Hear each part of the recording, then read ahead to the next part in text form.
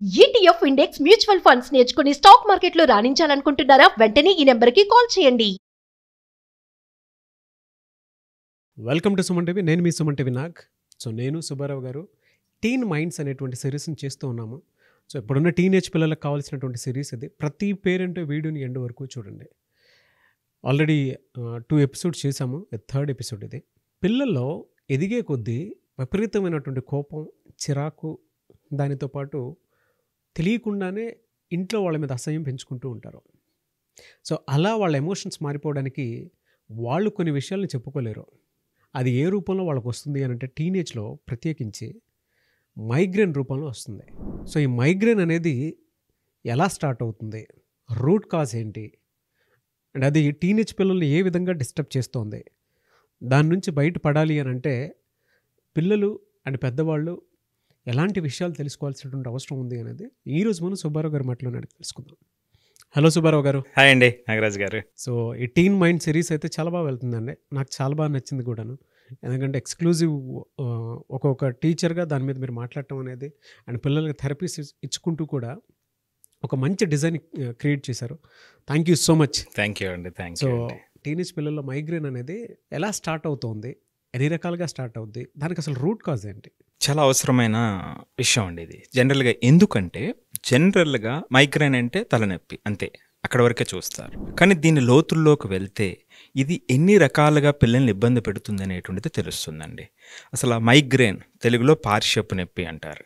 అసలు ఆ మైగ్రేన్ అంటే ఏంటి? నేనేమంటానంటే అండి, ఇది భారీ తలనొప్పి అంటాను, బాహుబలి తలనొప్పి అంటానండి. అలాంటిది ఈ మైగ్రేన్ వల్ల ఎందుకంటే నేను ఇంత లోతుగా ఎందుకు చూడాల్సి వచ్చిందంటే చాలామంది పిల్లలు, చాలా సిన్సియర్గా ఉన్నటువంటి పిల్లలు కూడా ఇబ్బంది పడుతూ ఉదయాన్నే రాలేక, క్లాసెస్కి రాలేక, తర్వాత వెనకబడిపోయి వాళ్ళ సామర్థ్యం వాళ్ళకి తెలియక అయిపోయినటువంటి పిల్లలు చాలామంది ఉన్నారు. నాకు కూడా పూర్వం అంత లోతుగా నాకు తెలియదు. సో ఏంటిది అసలు ఎందుకు అనేటువంటిది తెలుసుకునేటువంటి ప్రయత్నం చేసిన తర్వాత కొన్ని సంవత్సరాలు పిల్లలు చూసి స్టడీ చేసిన తర్వాత తెలుసుకోవాలనిపించింది. ఎస్, బాధ్యత అనిపించిందండి నాకు. ఎందుకంటే పిల్లలు ఇబ్బంది పడుతున్నప్పుడు మనం అర్థం చేసుకుంటేనే కదండి సరైనటువంటి సలహాని ఇవ్వగలుగుతాం. లేదు అంటే అందరిలాగా జనరల్గా తలపోట దానికే ఉంది అనేటువంటి పరిస్థితుల్లో ఉంటాం. సో అప్పుడు నాకు చాలా విషయాలు లోతుగా తెలిసినాయండి. ఇది ఒక్క తలనొప్పి అంటే ఒక తలనొప్పి మాత్రమే కాదు, ఒక్కొక్కసారి కంటి నొప్పి కూడా తోడవుతుంది దానికంటే. చూడలేకపోతారు, రాయలేకపోతారు, లేదా ఒక సైడు బాడీ పని చేయకుండా కొన్ని గంటల పాటు ఉంటుందండి. ఇలా రకరకాల కోణాలు ఇందులో ఉన్నాయండి మైగ్రేన్లో. సో వాటి యొక్క తీవ్రత, లక్షణాలు, ఆ మర్మాలను విప్పే ప్రయత్నం చేద్దామండి వీడియోలో. అలాగే సార్. సో వీటిలో ఈ భారీ తలనొప్పి లేదా బాహుబలి తలనొప్పి గురించి చూసేటప్పుడు మొట్టమొదటి మైగ్రేన్ విత్ ఆరా అనేటువంటిది మొదటి టైప్ అండి. మొట్టమొదటి టైప్. ఎన్ని టైప్స్ ఉంటాయి సార్ మొత్తం? ఇవి సుమారుగా 6 టైప్స్ ఉన్నాయండి. సో మైగ్రేన్లో 6 రకాలు ఉన్నాయి. ఈ పిల్లలు ఈ 6 రకాల్లో దేనితో బాధపడుతున్నారు అనేటువంటి విషయం మొదటిగానే మీకు అర్థమవుతుంది ఈ 6 రకాలైనటువంటి మైగ్రేన్ గురించి తెలుసుకుంటే. ఈ మొదటిదండి మైగ్రేన్ విత్ అండ్ ఆరా అని ఏదైతే అన్నానో దాంట్లో సుమారుగా 15 నుంచి 30% పిల్లలు దీంతో ఇబ్బంది పడుతూ ఉన్నారండి. దీన్నే క్లాసిక్ మైగ్రేన్ అని కూడా అంటారు. ఏంటి దీనివల్ల వచ్చే ప్రాబ్లం అంటే విజువల్ డిస్టర్బెన్స్ అండి. ఓన్లీ తలనొప్పి మాత్రమే కాదు, విజువల్ డిస్టర్బెన్స్ అంటే ఏంటో చూద్దాం. సెన్సరీ డిస్టర్బెన్సెస్, నెక్స్ట్ మాట్లాడడంలో, రాయటంలో వచ్చేటువంటి డిస్టర్బెన్సెస్, ఇవి 3 కూడా దీనికి తోడవుతాయి అన్నమాట అండి. ఈ మైగ్రేన్ రావటానికి అంటే ఈ తలనొప్పి రావటానికి ముందు ఈ సమస్యలు 20 నిమిషాల ముందు ఈ సమస్యలు వస్తాయండి పిల్లలకి. సో అంటే ఇది ముందు నేను వస్తున్నాను అని ఒకటి చెప్పడం అన్నమాట అండి. విజువల్ డిస్టర్బెన్సెస్ అంటే ఏమిటంటే చూసేటప్పుడు మనకు ఒక్కొక్కసారి మెరుపులా కనిపిస్తుంటుంది చూసారా, అది ఒక్కొక్కసారి బ్లైండ్ స్పాట్స్ కనిపిస్తూ ఉంటాయి. ఇది దీని తాలూకు లక్షణం అండి. పిల్లలు చెప్పుకోలేరు కానీ ఎంత బాధపడుతున్నారా పాపం, చాలా బాధపడతారండి. సో మనం చాలా తక్కువగా తీసుకుంటాం. నెక్స్ట్ సెన్సరీ డిస్టర్బెన్సెస్ కూడా జరుగుతాయి. అంటే నాకు చేతులు తిమ్మిర్ల కింద ఉంటాయి, దీన్ని పట్టుకోలేకపోతాను, లేదా చెమటలు ఎక్కువ పడతాయి. సో ఇది సెన్సరీకి సంబంధించినటువంటి డిస్టర్బెన్సెస్ వాళ్ళకు వస్తాయి. వాళ్ళు మాట్లాడలేకపోతారండి, అంటే కొంచెం తొత్తరపాటు పడతారు, నత్తిలాగా చిన్న చిన్నగా కొన్ని క్షణాల పాటు ఉంటుందన్నమాట అండి. ఇది మైగ్రేన్ రావటానికి 20 నిమిషాల ముందు ఈ మైగ్రేన్ ఉన్నటువంటి వాళ్ళకు వస్తుందన్నమాట అండి. ఈ classic migraine with an aura. So ఇది మొట్టమొదటి టైప్ అండి. అంటే మనం జనరల్గా మైగ్రేన్ తలనొప్పి అని మాత్రమే అనుకుంటాం. సో వీటి మీద కూడా దృష్టి పెట్టాలి. అంటే ఇది చాలా చాలా ముఖ్యమైనటువంటిది. ఎందుకంటే ఎప్పుడైతే ఈ బ్లైండ్ స్పాట్స్ కింద కనిపించినా లేకపోతే ఆ బ్లర్ వచ్చిన విజన్లో ఏమనిపిస్తుందంటే చదవలేరు కదా పాపం, బుక్ని చదవలేరు, కంప్యూటర్ చూడలేరు, రాయలేరు, ఇబ్బంది ఎదుర్కొంటుంటారు. సో అది తీవ్రం అయిపోతుంది అనమాట అండి కొన్ని రోజులు అయ్యేటప్పటికి. సో ఇది మొదటి టైప్ అండి. ఇక రెండో టైప్ వచ్చేటప్పటికండి మైగ్రేన్ వితౌట్ ఆరా. ఓకే, వీటిలో ఈ విజనరీ ప్రాబ్లమ్స్ అది రావండి. ఇప్పుడు మనం ఏదైతే చెప్పామో అది ఇది కామన్ అండి. ఒక 60% పిల్లలకు ఉండేటువంటి అవకాశం ఉంటుంది. ఇది జనరల్గా సాధారణంగా వచ్చేటువంటి తలనొప్పి, కాకపోతే కొంత ఎక్కువ టైం ఉంటుందండి అంతే.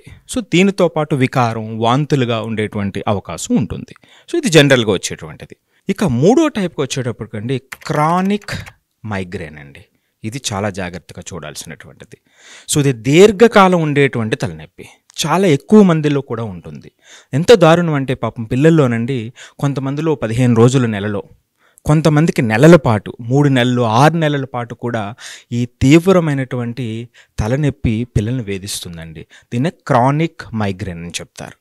సో ఇది వచ్చినటువంటి పిల్లల్లో వచ్చేటువంటి లక్షణాలు ఎలా ఉంటాయంటే నిద్ర సమస్యలండి, యాంగ్జైటీ అనేటువంటివి చాలా ఎక్కువగా, అంటే డిప్రెషన్, యాంగ్జైటీ అనేటువంటి లక్షణాలు దీనికి తోడవుతాయండి. క్రానిక్ అంటే నిజంగా కొంతమంది పిల్లలు సూసైడ్ చేసుకోవడానికి కారణం అయినటువంటి మైగ్రేన్ అది. ఎగ్జాక్ట్లీ అండి. యాంగ్జైటీలోకి వెళ్ళిపోతారు. అంటే వాళ్ళ ఆందోళన దేని గురించి అనేటువంటి దాని మీద, నొప్పి నుంచి స్టార్ట్ అవుతుంది, అది డిప్రెషన్కి వెళ్ళిపోతుంది, తర్వాత నిద్ర ఉండదు.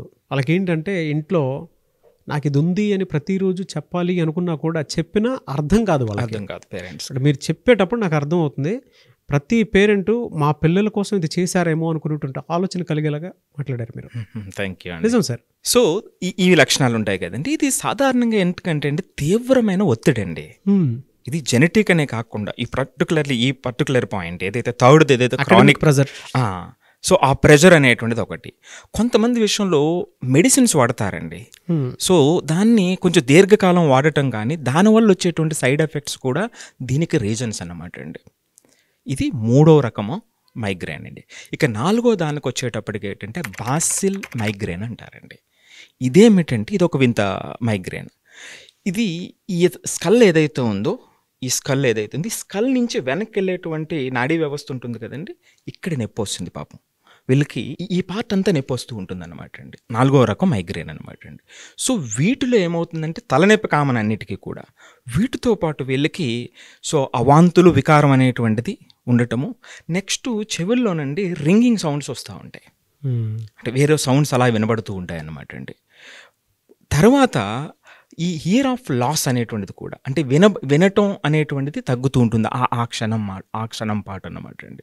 ఇవి ఈ వింత లక్షణాలు ఈ మైగ్రేన్లో, ఈ ఫోర్త్ మైగ్రేన్లో ఉంటాయన్నమాట అండి. ఇది నాడీ వ్యవస్థ మీద పనిచేసేటువంటిది, వెనక పార్ట్ అంతా నొప్పి వస్తుంది. ఇక ఫిఫ్త్ అండి ఎమోప్లాజిక్ మైగ్రేన్ అంటారండి. ఎమోప్లాజిక్ మైగ్రేన్ ఇదేమిటంటే అండి ఒక పక్క పార్టు నిస్సత్తువైపోతుంది, ఒక రకంగా పక్షవాతం వచ్చినట్టు. కొన్ని సందర్భాల్లో పిల్లలకి ఏంటంటే ఇప్పుడు కుడి చెయ్య అంత ఈజీగా లెగదన్నమాట అండి. ఆ సందర్భంలో అంత సివియర్గా ఉంటుంది. ఇది హెమోప్లాజిక్ మైగ్రేన్ అంటారు. ఇది ఐదో పార్ట్ అండి. సో మరి దీనికి ఏంటి లక్షణాలు ఏంటి అనేటువంటి చూసే ప్రయత్నం చేద్దాం లాస్ట్లోని. ఇక ఆరోది వచ్చేటప్పటికండి అక్యూట్ కన్ఫ్యూజనల్ మైగ్రేన్ అండి.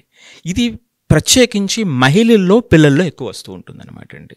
దీనివల్ల ఏమవుతుందంటే తలనొప్పితో పాటు డిస్ఓరియంటేషన్, అంటే కొంతమంది పిల్లలు చూడండి మాట్లాడేటువంటిది చేసేదానికి కొంచెం గ్యాప్ వస్తూ ఉంటుంది. సో వీళ్ళు మాట్లాడేటువంటిది అక్కడ చేసేటువంటి పనికి గ్యాప్ వస్తూ ఉంటుంది అనమాట అండి. ఇది దానికి ఆ కోవకు సంబంధించినటువంటి మైగ్రేన్ అనమాట అండి. పర్టికులర్లీ పిల్లల్లో, మహిళల్లో ఉండేటువంటి ఇవండి 6 డిఫరెంట్ మైగ్రేన్స్. సార్ మీరు చెప్పిన అన్నీ బాగున్నాయి, మైగ్రేన్ టైప్స్. దీని రూట్ కాజ్ ఏంటి అండ్ లక్షణాలు ఎలా ఉంటాయి? అంటే ఇవి అటాక్ అయినప్పుడు పిల్లల్లో దీని లక్షణాలు ఎలా ఉంటాయి, ప్రవర్తన ఎలా ఉంటుంది పిల్లలది? ఇప్పుడు మనం ఏదైతే చెప్పుకున్నామో దీనికి రూట్ కాజ్ వచ్చేటప్పటికి పర్టికులర్ రీజన్స్ సైంటిఫిక్గా కూడా తెలియనప్పటికీ కూడా 3 ప్రధానమైనటువంటి పాయింట్ చెప్తారండి. ఒకటి జెనెటిక్ రీజన్స్, రెండవది బ్రెయిన్కి సంబంధించినటువంటి మాల్ ఫంక్షన్, ఉదాహరణకి మీకు చెప్తాను, న్యూరో ట్రాన్స్మిటర్స్ అని మనం చాలాసార్లు మాట్లాడుతూ ఉంటాం. దాంట్లో సెరిటోనిన్ అని ఒక న్యూరో ట్రాన్స్మిటర్ ఉంటుందండి. అది రిలీజ్ అయ్యేటువంటిది రిలీజ్ కాకపోవటానికి ఆ రేషియోలో మాల్ ఫంక్షనింగే ఇది ఒక కీలకమైనటువంటి కారణం అన్నమాట అండి. సో దీనికి తోడు మనకుండేటువంటి అలవాట్లలో మార్పులు, ఇది నొక్కి చెప్పాల్సినటువంటి అవసరం ఉంది. సో ఈ 3 లక్షణాలు ప్రాథమికంగా మైగ్రేన్కి తోడవుతాయి అనేటువంటిది సైన్స్ చెప్తున్నటువంటిదండి. రూట్ కాజ్ జెనెటిక్ వచ్చేటప్పటికి జెనెటిక్, బ్రెయిన్ మాల్ ఫంక్షనింగ్, ఇక మూడోది వచ్చేటప్పటికి మన యొక్క ఆహారపు అలవాట్లు, మన రోజువారీ అలవాట్లు. సో రూట్ కాజ్ వచ్చేటప్పటికి 3. ఒకటి జెనెటికల్, అంటే వంశపారపర్యంగా మీ ఇంట్లో ఏదైనా ఉంటే దానికి సంబంధించినటువంటి వాటి రీజన్స్ అయ్యి ఉండొచ్చు. 2 బ్రెయిన్ మాల్ ఫంక్షన్. సో తెలియకుండానే బ్రెయిన్ కొన్నిసార్లు మన కంట్రోల్లో ఉండకుండా ఉండేటువంటి పరిస్థితులు కొన్ని ఉంటాయి. అంటే అతిగా ఆలోచించడం వల్ల, అంటే అది కూడా మన దగ్గర నుంచే స్టార్ట్ అవుద్ది అనుకోండి, దానివల్ల. అండ్ 3 మన ఆహారపు అలవాట్లు.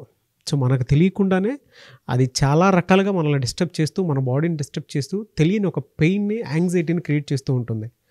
మన ఆహారం మనల్ని డిసైడ్ చేసేస్తుంది. సో హెల్త్లో అంత, అంటే మనం గనక అవేర్నెస్ క్రియేట్ చేసుకోకపోతే అలాంటి డిస్టర్బెన్సెస్ ఉంటాయి. పిల్లలు ఈ వీడియో చూసేటువంటి ప్రతి పేరెంట్ తెలుసుకోవాల్సింది ఏంటంటే, మా పిల్లలకి తెలియకుండా ఈ టైప్స్లో ఎక్కడైనా ఏదైనా మైగ్రేన్ ఉందేమో అనుకునేటువంటిది రీచెక్ చేసుకోండి. కుదిరితే ఈ వీడియోని మీకోసమని చేస్తున్నాం మేము. ఇలాంటి ఇన్ఫర్మేషన్ మీకు తెలుగు రాష్ట్రాల్లో సుబ్బారావు గారు తప్ప ఇంకెవ్వరూ చెప్పలేరు. మీరు అపాయింట్మెంట్ కావాలంటే కూడా అపాయింట్మెంట్ కూడా తీసుకోవచ్చు మీరు, థెరపీ కోసం అని చెప్పేసి. సో స్టూడెంట్స్ కోసం ఈ సిరీస్ చేస్తూ ఉన్నాము. సో రూట్ కాజ్ ఇది. వాళ్ళు ఎందుకు పర్ఫామ్ చేయలేకపోతారు అని అంటే, అసలు ఇది ఉందో లేదో మీరు రీచెక్ చేసుకోండి, దాన్ని బట్టి తెలుస్తుంది. వాళ్ళ పరిస్థితికి వెళ్ళిపోవడానికి ఏం ట్రిగర్ చేస్తాయి అంటే, మైగ్రేన్ని ఏం ట్రిగర్ ఎక్కువ చేస్తూ ఉంటాయి. ఇది అత్యంత అవసరమైనటువంటి పాయింట్ అండి. మీరు నాగరాజు గారు ఏదైనా ఒక ఫంక్షన్కి వెళ్ళారు, అక్కడ పెద్ద డీజేస్ ఉన్నాయి, పెద్ద లైటింగ్ ఉంది. అప్పుడు ఏమనిపిస్తుందండి, వెంటనే అంటే ఒక 1 hour 2 hours అక్కడ ఉన్న తర్వాత మీరు చాలా రిలాక్స్డ్గా ఫీల్ అవుతారా, ఏదైనా ఇబ్బందితో ఫీల్ అవుతారా? ఆ విపరీతమైనటువంటి బోత్ ఉంటాయండి. అంటే డిపెండ్స్. ఎందుకంటే కొన్నిసార్లు ఎంజాయ్ చేస్తాం, కొన్నిసార్లు విపరీతంగా నాయిస్ హెవీ ఉందేంట్రా బాబు అనిపించేస్తాం మనకి. అది హెడేక్, ఇరిటేషన్. ఎగ్జాక్ట్గా ఇదొక రీజన్ అండి. ఆ నాయిస్, హెవీ నాయిస్, ఆ హెవీ లైటింగ్ అనేటువంటిది కూడా ఒక కారణం, మొట్టమొదటిది. రెండవదండి, ఇర్రెగ్యులర్ స్లీపింగ్ హ్యాబిట్స్ అండి. నైటు మీరు 1 గంట 2 వరకు అనేక రోజుల పాటు అదే విధానాన్ని అవలంబించినట్లయితే ఏం జరుగుతుంది చెప్పండి, ఒక డిస్టర్బెన్స్ మొదలవుతుంది. ఇది రెండో రీజన్ అండి. ఇక మూడవదండి, చాలామంది కెఫీన్ అంటే కాఫీలు ఎక్కువ తాగుతూ ఉంటారు.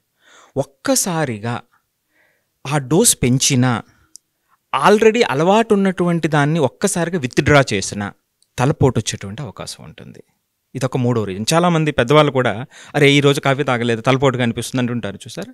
అంటే అది ఎక్కువైనా, టూ మచ్ అయినా, విత్డ్రాల్ అయినా, అది కూడా ఒక రీజన్ అండి. ఇక తర్వాత రీజన్ అండి, కొంతమంది వ్యాయామం చేయడానికి బయలుదేరుతారు. వీళ్ళు మొదటి రోజే ఎక్కువ చేసేస్తారు కఠిన వ్యాయామం. అంటే ఒక స్లోగా ఇది అవ్వకుండా కఠిన వ్యాయామం చేస్తారు. ఇది కూడా ఒక రీజన్ అండి. ఇక తర్వాత రీజన్ ఫుడ్ హ్యాబిట్స్. చాలా ఇర్రెగ్యులర్గా తినటం, ఒకరోజు 12కి తినటం, ఒకరోజు 4 గంటలకి తినటం, ఒకరోజు తినకపోవటం, నైట్ 10 గంటలకి 12 గంటలకి తినటం, ఇలాంటివి ఓవర్ టైం అయితే, మనం ఇందాక 3 రీజన్ చెప్పాం నాగరాజు గారు, రైట్? సో జెనెటిక్స్ ఒకటి చెప్పాము, బ్రెయిన్కి సంబంధించిన మాల్ ఫంక్షన్, మూడోది మన అలవాట్లు. సో ఈ మన అలవాట్లు అనేటువంటివి చాలా జాగ్రత్తగా అందరూ చూడాల్సినటువంటివి. మీరు ఇందాక చెప్పినటువంటిదంతా లైఫ్ స్టైల్ అండి. లైఫ్ స్టైల్ అండి. ఆ లైఫ్ స్టైల్స్ వల్లే, అంటే మనం ఉన్నటువంటి వాతావరణాన్ని బట్టి, మనం రెగ్యులర్ చేసేటువంటి యాక్టివిటీని బట్టి కూడా తెలియకుండానే ఒక్కొక్కలాంటి, మీరు ఇందాక బ్రెయిన్ మాల్ ఫంక్షన్ అన్నారు కదా, బ్రెయిన్లో మీరు ఇందాక అమిగ్డాలా సంథింగ్ ఏదో అన్నారు, సెరిటోనిన్, అది ఇంబ్యాలెన్స్ అవటం దాని దగ్గర నుంచి స్టార్ట్ అవుతుంది. ఎస్. సో ఇవన్నీ కూడా ప్రేరేపితం చేస్తాయి. ఇప్పుడు మనం చెప్పేటువంటి కారణాలు ఆ మాల్ ఫంక్షనింగ్ కూడా ప్రేరేపితం చేసేటువంటి అవకాశం ఉన్నటువంటిది. సో ఈ ఫుడ్ హ్యాబిట్స్ అనేటువంటిది ఒకటండి. తర్వాత మెడిసిన్స్ విషయంలోనండి, కొంతమందికి కొన్ని రకాల మెడిసిన్స్ సైడ్ ఎఫెక్ట్స్ని ఇస్తాయి. అది కూడా ఒక రీజన్ అండి. ఇక తర్వాతది ఎక్స్ట్రీమ్ వెదర్ కండిషన్స్ ఉంటాయి.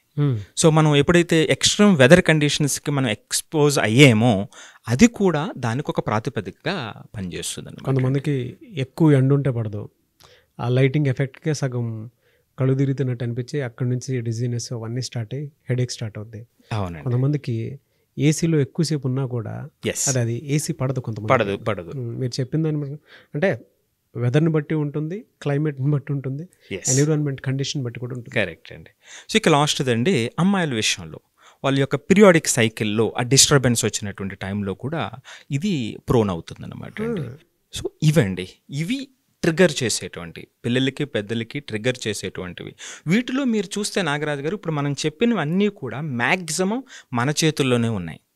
మనం కరెక్ట్ చేసుకునేటువంటి అవకాశం ఎక్కువ ఉన్నాయి. సో జెనెటిక్ ప్రాబ్లం ఉంది. సో అలాంటప్పుడు వీటికి ఎక్స్పోజ్ అవ్వకుండా జాగ్రత్త పాటించాల్సినటువంటిది.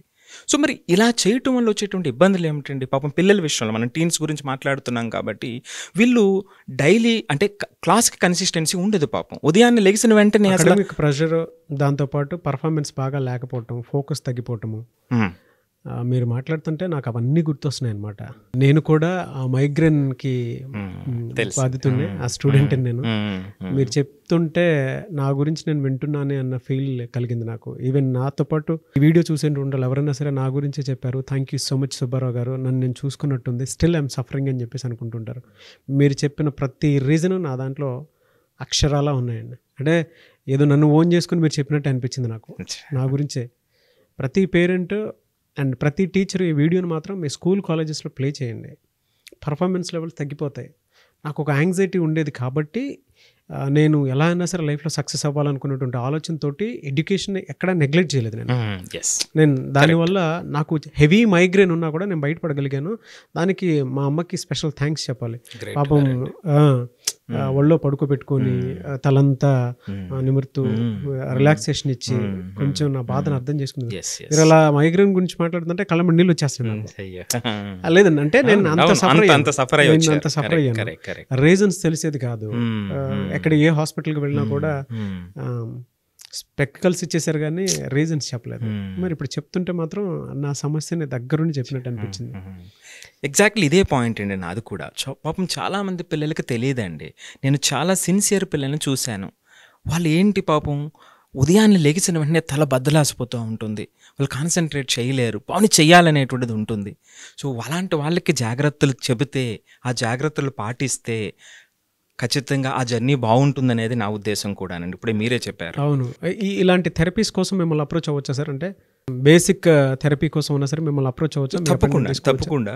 సో ఎవరైతే ఆ ఇబ్బందితో ఉన్నారో, సో బేసిక్ లెవెల్ మనం వాళ్ళకి అర్థమయ్యేలాగా వివరించడానికి, పర్టికులర్లీ ఇది మైగ్రేన్ అనేటువంటిది మెడికల్కి సంబంధించినటువంటిది, బట్ బేసిక్గా వాళ్ళు అర్థం చేసుకోవడానికి వాళ్ళు మనల్ని కాంటాక్ట్ అవ్వచ్చు. స్క్రీన్ మీద ఏదైతే నెంబర్ ఉందో దానికి కాల్ చేస్తే అపాయింట్మెంట్ తీసుకుని మనల్ని కాంటాక్ట్ అవ్వచ్చు. అండ్ కొంతమందికి మైగ్రేన్, పేరెంట్స్కి మైగ్రేన్ ఎందుకు వస్తుందో, పిల్లలకి ఇది మైగ్రేనా కాదా అనేది కూడా అర్థం కాదు కదా. సో మీకు గనక అంటే జనరల్గా ఒక అపాయింట్మెంట్ తీసుకొని పర్ఫార్మెన్స్ వీక్గా ఉంది మా పిల్లడిది, విపరీతమైనటువంటి కోపంలో ఉంటున్నాడు, యాంగ్జైటీ ఉంటుంది, లోన్లీనెస్లోకి వెళ్ళిపోతూ ఉన్నాడు అని కనుక మీకు అనిపిస్తే ఒక్కసారి సుబ్బారావు గారు అపాయింట్మెంట్ తీసుకోండి. మీ పిల్లలకి ఏముందో తెలుస్తుంది. ఎడ్యుకేషన్లో వీక్గా ఉన్నా అండ్ బిహేవియరల్ ప్రాబ్లం ఉన్నా, మాట వినకపోయినా, ఏదో ప్రతి దానికి ఒక సమస్య, అంటే ప్రతి సమస్యకి తెలియకుండానే చాలా కారణాలు ఉంటాయి. ఆ కారణాలు మీరు తెలుసుకోవాలి అనుకుంటే మాత్రం డెఫినెట్గా సుబ్బారావు గారు కొన్ని బుక్స్ కూడా రాయడం జరిగింది పిల్లల బిహేవియరల్ పాయింట్ ఆఫ్ వ్యూ నుంచి చూసినప్పుడు. ఆ 2 బుక్స్ కూడా నేను మీకు చూపిస్తాను. అంటే అకాడమీ పర్ఫార్మెన్స్ కానివ్వండి, మీరు కానివ్వండి, ఎలా ఉండాలి, ఎలా పెంచితే బాగుంటుంది అనుకునేటువంటి ఉద్దేశంతో. సో సోషల్ కన్సర్న్ ఉండేటువంటి ఒకే ఒక్క పర్సన్ మన సుబ్బారావు గారు. మీరు కనుక మీ పిల్లల్లో ఎటువంటి సమస్యలు ఉన్నా సరే ఒకసారి అప్రోచ్ అవుదాం అనుకుంటే స్క్రీన్ మీద మీ కాంటాక్ట్ నెంబర్ కనిపిస్తుంది. దానికి మీరు కాల్ ఆర్ మెసేజ్ వాట్సాప్ చేసి అపాయింట్మెంట్ కూడా తీసుకోవచ్చు మీరు. అండ్ మీకు ఏదైనా డౌట్స్ ఉంటే దీనికి ఇంకా థెరపీ ఏంటి అని కనుక మీరు అడిగితే ఒక 100 కామెంట్స్ 1 lakh వ్యూవర్షిప్ చూపించండి. Part 2 వీడియో చేస్తాం. Part 2 వీడియో కావాలని మీరు అడిగితేనే చేస్తాం. అది కూడా లేదంటే డైరెక్ట్గా అపాయింట్మెంట్ కూడా తీసుకోవచ్చు మీరు. Anyways sir, thank you so much అండి. సుమన్ టీవీలో మీ పర్సనల్ అండ్ బిజినెస్ ప్రమోషన్స్ కోసం కింది నెంబర్కి కాంటాక్ట్ చేయండి.